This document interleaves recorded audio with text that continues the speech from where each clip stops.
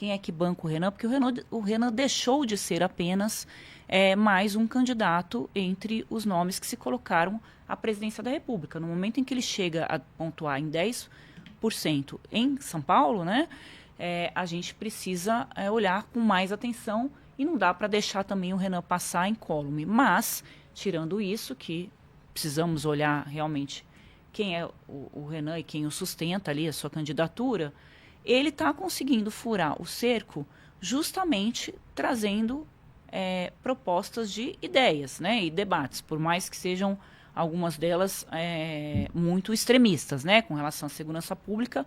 A campanha dele tem como mote o robô matou, eu nunca lembro, mas é alguma coisa parecida com isso. É isso, né? A Maria já decorou, porque eu sempre pergunto. E o Flávio Bolsonaro causou uma comoção hoje, porque fez um post nas redes sociais dele dizendo que vai fazer um anúncio muito voltado para essa questão de segurança pública nos próximos dias. Aí meu telefone hoje pipocou de ligação de todo mundo, querendo saber, afinal, que anúncio é esse.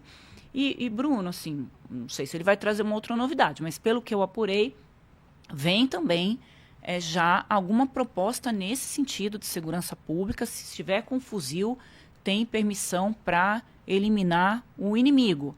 Então, ele também vai trazer um pouco dessa linha que a gente tem visto ali já de uma direita no mundo ali, que espelha também a candidatura do Renan, de trazer propostas um pouco mais impactantes para pautar o debate nessa questão da segurança pública, porque é um ponto bastante frágil da campanha do Lula. Aí pode parecer totalmente incoerente, mas agora vai vir o debate da segurança pública, a gente está até falando até agora que não tem debate de ideias, mas é que tem alguns pontos, né, que eles sabem que são pontos de dor, né, para o adversário, que eles não conseguem trazer ideias nesse sentido. Então, essas questões assim realmente vão ser debatidas. O problema que a gente vem falando do início do programa para cá é a questão da economia, porque o próximo presidente vai pegar um país bastante difícil de ser administrado. Eu já até ouvi, Bruno, que talvez para o Flávio seria melhor até perder a eleição, porque vai ser tão difícil governar o Brasil diante desses gastos populistas que o Lula tem feito, que talvez seja melhor perder e depois pegar o país mais à frente, porque vai ser difícil realmente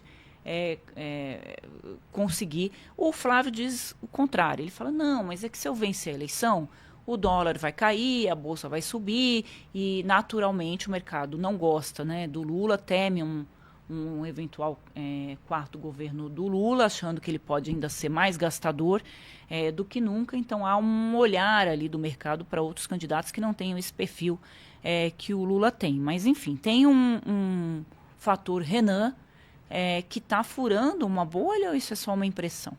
Não, parece... Olha, ele ainda tem um nível de desconhecimento muito alto na sociedade brasileira como um todo, mas você percebe que nos grandes centros, onde começa a chegar mais informação sobre o Renan Santos, ele consegue entrar num eleitorado que está buscando alguma coisa disruptiva, alguma coisa que vá de encontro ao que é essa polarização Lula-Flávio Bolsonaro. As pessoas, o brasileiro gostaria de uma alternativa, né? Isso é perceptível nas pesquisas, você vê que as pessoas gostariam de uma alternativa, elas não conseguem enxergar essa alternativa. Mas o Renan, de todos os candidatos aí ditos de terceira via, né, que são os candidatos que estão fora desse eixo da polarização, é o que tem conseguido trazer alguma, por mais populista que sejam as propostas, mas pelo menos alguma ideia afirmativa. Ele tem se posicionado defendendo alguma coisa. O problema é que a gente não sabe o que o Caiado defende, o que o Zema defende, o que o Augusto Cury defende, o que o Joaquim Barbosa, que nem sabe se é candidato, ele só foi lançado, mas ele nunca apareceu, sumiu.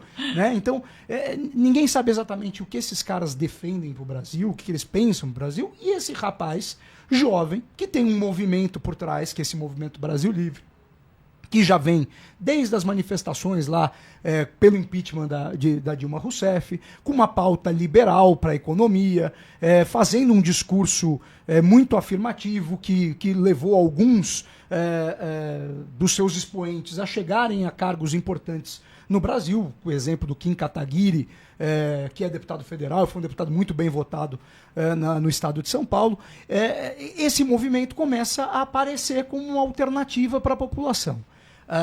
Se vai ter tamanho para chegar até lá, a gente não sabe. O fato é que este tipo de candidatura merece atenção especial. É só ver o que está acontecendo na Colômbia agora. A Colômbia vai para um segundo turno na próxima semana, em que o adversário que vai para o segundo turno é um sujeito que é um Renan Santos, que é o de la Espriella, que é um cara que era um advogado que ninguém conhecia muito bem, que parece inclusive que lá atrás tinha sido um advogado do Maduro na Venezuela, que não tinha nada a ver com a direita, mas um cara que veio com um discurso de rompimento, um discurso liberal na economia, um discurso de muita dureza na segurança pública, reativando aquele sentimento uribista que tinha sido da Colômbia, e agora está no segundo turno e com grande chance de vencer as eleições agora nesse segundo turno contra o candidato governista, que é o candidato da esquerda, o Cepeda, né? Então a gente precisa olhar com atenção o Renan Santos. Ele está crescendo, ele tem uma postura afirmativa, o que é importante nesse debate, e no momento em que o Flávio Bolsonaro começa a cair num certo descrédito, não só com parte do eleitorado que se desprendeu dele, mas também e principalmente com o meio político. O que eu estou sentindo é que o meio político está se desgarrando do Flávio Bolsonaro. O meio político estava dando aquela sustentação que ele precisava, até para se mostrar mais amplo do que o pai, parece que está largando o Flávio Bolsonaro. E é isso que a gente tem que ver. Esses movimentos na política são muito interessantes. Há 2 meses atrás, o Flávio Bolsonaro era favorito, talvez, à eleição no Brasil. E já deixou de ser. Né? Houve uma certa melhora no governo Lula,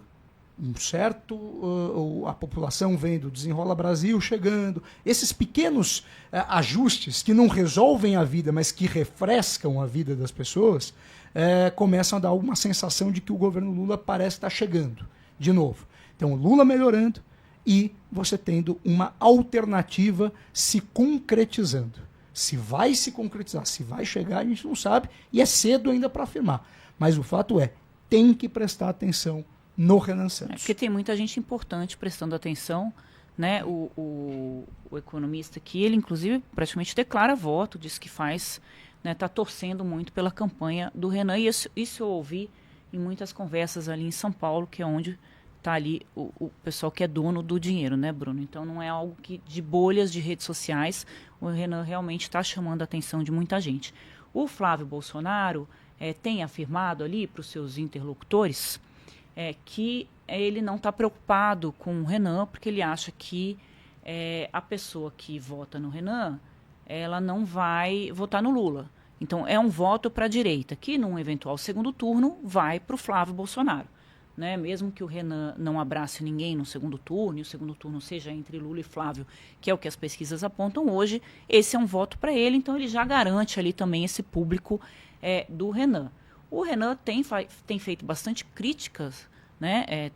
O Flávio é um alvo ali do Renan, eles não estão jogando ali juntos na eleição, mas o Flávio diz que não vai atacar o Renan justamente por esse raciocínio que, de toda forma, esses votos serão dele num eventual segundo turno.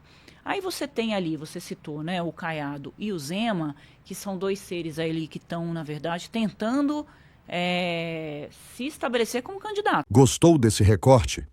Deixe o like, inscreva-se no Recorte Público e acompanhe os principais momentos da política brasileira.